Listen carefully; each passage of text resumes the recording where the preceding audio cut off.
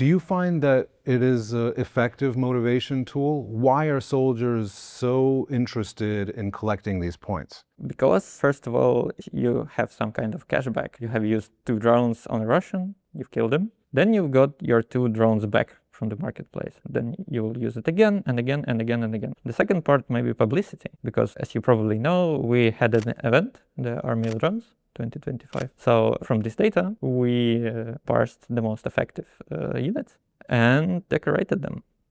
So the Mikhail Fedorov did it, the Minister of Defense. That's the traditional part. In order to encourage soldiers, you decorate them. So they got medals? Yeah, some of them got the medals. Now we have our FPV coming in. Okay, we've got 2 views. We've got the view from the drone itself and then the aerial. Yeah, because we cannot verify it without the footage from the attacked drone. I just cannot be sure that this is your drone. I see. I saw 2 people come out. And so now we're chasing them. Yep. We smoke them out and in the open and then finish them off. And that one, you think that one got both of them? Yep. We've got a video after it. And you believed this to be the dugout of a drone pilot? Yep. It's actually double amount of points. So 24 points for a pilot. 25.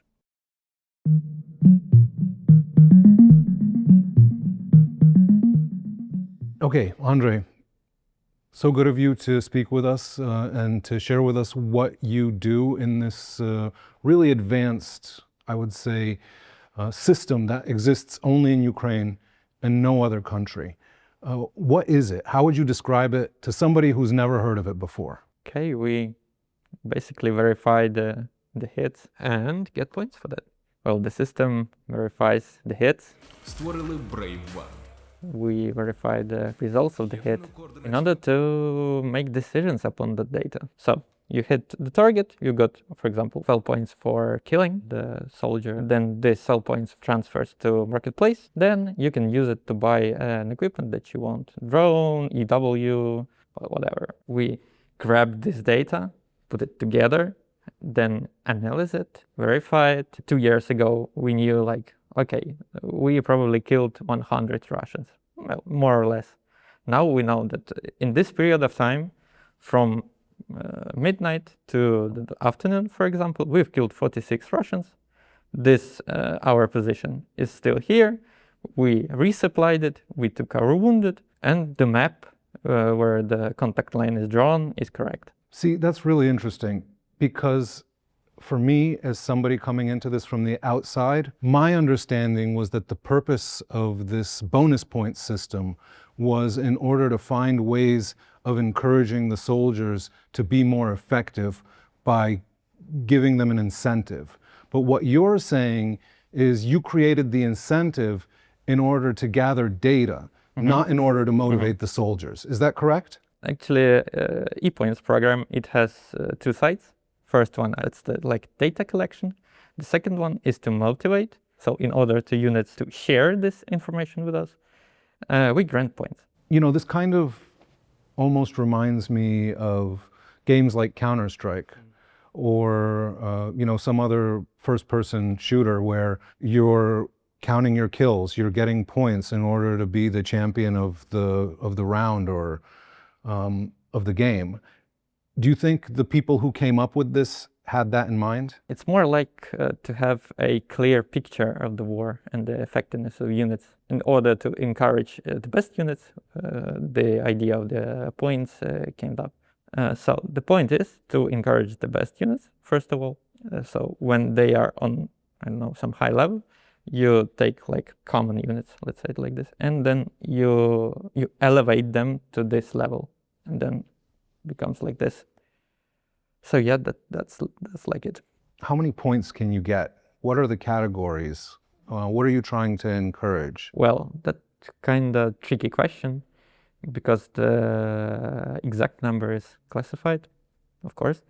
For what you can get points, that's an interesting question. So pilots is the most dangerous tactical unit in the zone of 5 kilometers from the contact line. That's the most dangerous stuff.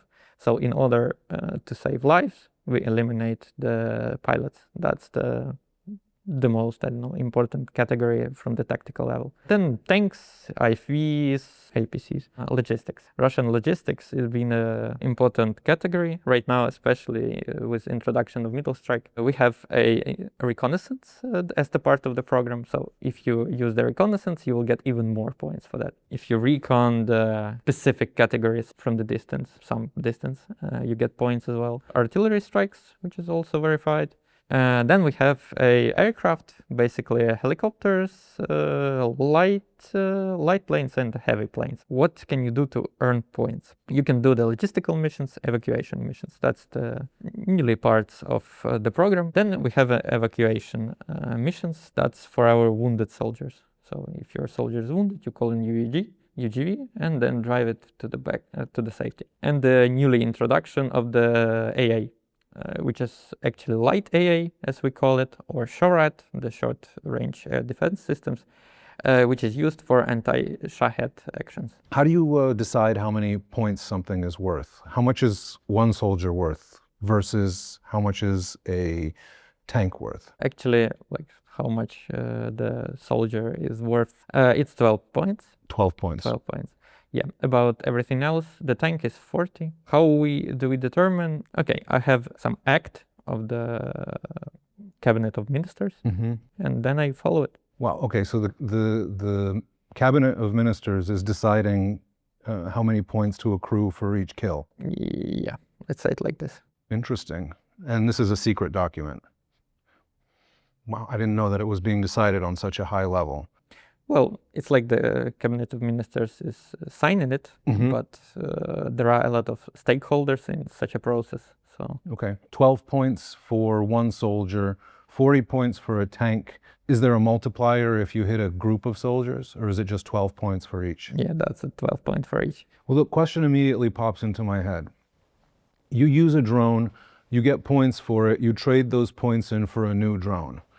What if you weren't successful? How do you get a drone from the military then? Is this the new system for procurement for every unit, or is there a parallel system that's just slower or worse? What's the benefit of this one? Yeah, it's actually like the two parallel systems of the procurement. So this one, it's like you can get what you want. So you have a drone of specific type. You're like, oh yeah, I like it, my pilots like it, it's the best, so I want to buy it. Then you right click. You have this kind of drones. In the parallel, you have a state which supplies you drones, like supply your demand. It goes to units. It could be not that you wanted to have, but still it's better than none. I understand. Okay, so basically you can trade the points for the drones you want instead of the drones that the government would just supply usually. It seems like there's another benefit to this system, which is you learn which drones the soldiers prefer. And so then the government knows which companies it should ask to make more drones. Yeah, that's the idea. It's so advanced and so forward-thinking that Russians have started complaining about it because they've heard how effective it is. Are you aware of the fact that Russians know how this works? Yeah, and Russians actually came up with their own e-point system, which is kind of hilarious to us. We got the category list. So we have our categories, they have their categories. The most funny part is that too much focus on the Western tanks. The second hilarious part for us was that you have flag as a category. So if you strike down a Ukrainian flag from whatever position, you're awarded with points. Well, this seems pretty performative. Yep, that's the Russian type of tactics. So you just send two dudes in the village, like to, I don't know, wave a flag, and then 5 minutes later we have a drone footage that they're getting captured. That's kind of funny part as well. So yeah, that's kind of, I guess, effective in the way the picturing of the wars. You may be like, okay, how many Russians have lost people for this month? And the president like, okay, 30,000 before the e-point system. You, like as an interviewer, would like, that's okay, that cannot be proved. And then you have this system which actually have proofs of this such kind of a picture. Right, because we keep hearing figures of 30, 35,000 Russians being killed per month, and a lot of people have been skeptical about those figures. And you're saying that you have the footage and the pictures to verify all of those kills? Yes. That's incredible. I can look up the number right now. Really? Just from your system? Yep. How many verifiers like you are there? Because there must be a vast amount of data and videos that need to be reviewed every day. Yep, that's right. That's the vast amount of videos. Well, I can't tell you exact number, but all I can say that is not enough. You guys are very busy. Yeah. How does it feel? I mean, how do you feel after having watched so many kill videos yourself? I mean, some of the stuff that you're looking at is probably pretty gruesome. Yeah, that's right. Well, that's war. We are fighting our own small war. So yeah, I have a sense of duty for this. And I also want my father to get back home safe. Your father fights on the front lines? Yeah. Is it a tough job? Yeah, like you said, the gruesomeness of this, it's kind of like if you watch one video, that's okay, 2, 3, 4, okay. But if that's en masse, like several hundred a month, like this, yeah, it kind of... It affects you psychologically. Yeah, but I have people who are from, I don't know, they have their own motivation because they're from the occupied territories. So they're like, okay, I don't care. They want to do something. Yep, they want to get back home. Got it. Well, thank you for sharing. It's a really unusual job. But I wanted to shift a little bit. You're verifying because, you need to make sure that the data is correct. Is there an incentive to fake footage to get points? Unfortunately, yes. There have been cases like that. You've seen videos that people have tried to fake in order so that they could get more points. Yes. What were those videos like? Just regular hits, just nothing tricky about it. But in our line of work, we have to spot such kind of stuff. How could you tell, how did you figure it out? One unit took video and presented as their own, despite the fact that it was the video of another unit. Did they get in trouble? Yeah. What happened to them? Well, let's say some positional changes have been made.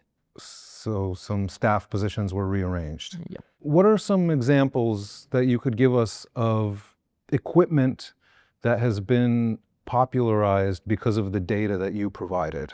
Yep, probably that's, if I may say, a RAM 2X. Quite often it's been used for AA targeting. So the radars, the firings, the positions. AA means anti-aircraft? Yep. Got it. So these drones, these RAM 2X, they are surveillance drones essentially. And that's the strike drone. It's a strike drone. Yeah. RAM works in pair with a Shark M. You probably heard as well of it. So yeah, the RAM attacks the target. Shark provides us with the reconnaissance. Are they ordering them with the points that they get? Yeah. They are asking for them. But the drones aren't the only thing that they can order. They can get all kinds of equipment. I see on your screen right there, you've got some bulletproof plates. Yep. Some ballistic plates, and what else is there? There are two categories at the marketplace. Mm-hmm. One category of goods that can be purchased via e-points, mm-hmm. and the other which can be purchased only with money. You can buy drones, UGVs, EWs. We have a vast amount of goods here, but it could be always more. What's the most difficult video you've ever had to review? Oh yeah. I remember this guy's face for now. It's like the small commercial drone, which is used for tactical recon.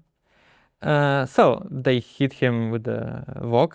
It's like a Mark 19 grenade. It's not the big deal. So he was wounded. Then the second one tear him open. His belly, his guts went out. And then the third hit was with the M67 grenade. It just landed in his guts, like in the stomach. You can imagine the results. And that's the most horrible video you think you've ever reviewed? It's like the most memorable. What's the highest scoring video that you've ever reviewed? 9 POWs getting captured by our drone. How much is that worth? 1,000 and something of points. So capturing a soldier is worth more than killing one? Yep.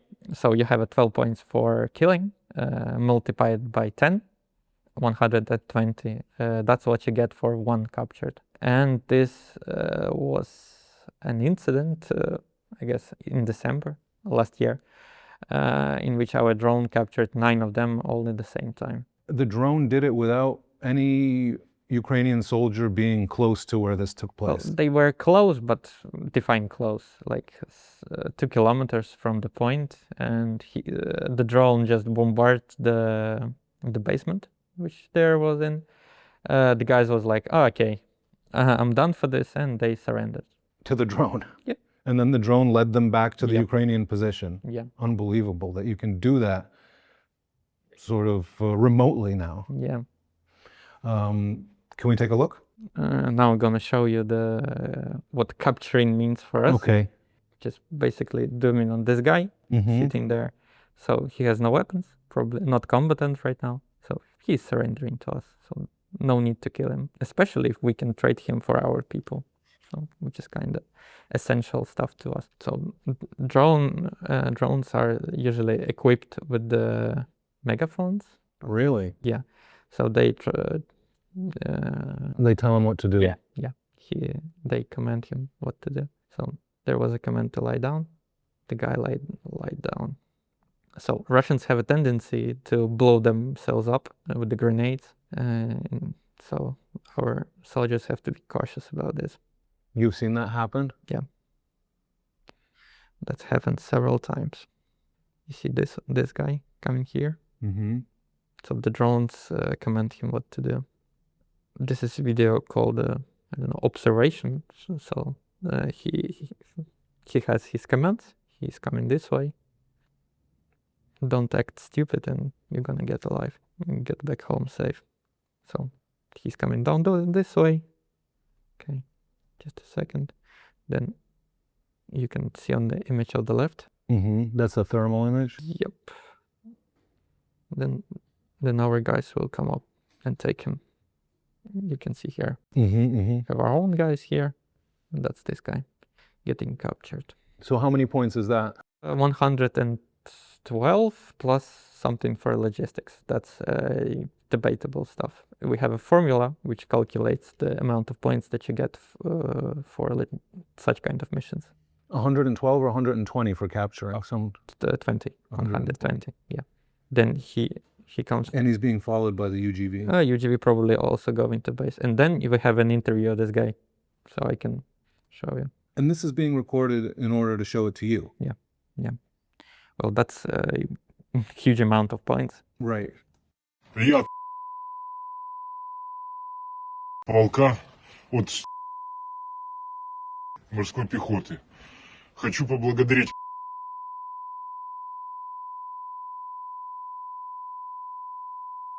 бригады за то, что вывели меня с зоны боевых действий. Слава Україні! Слава Украине! Do you have any thoughts on why it's worth so much more points to capture a Russian soldier than to kill one?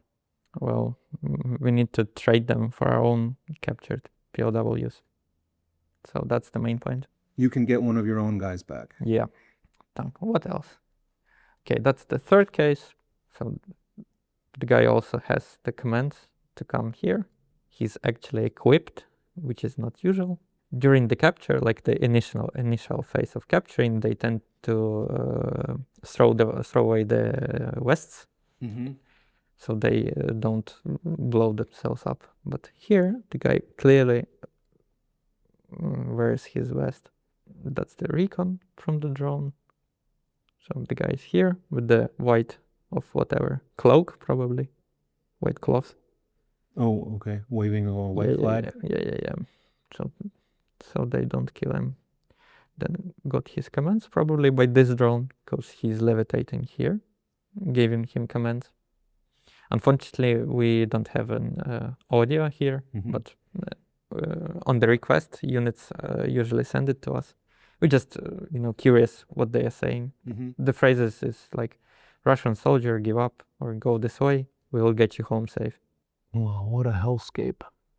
That's how it looks. The modern warfare. Also, you can see the note which is usually dropped to Mhm. the Russians. It says Russian soldiers give up if you want to live. Then they dropped into the, which as we call it, hole. Mm-hmm. Then the guy waves his hands like, I'm here. So he's got his commands. This drone probably also have the audio speaker.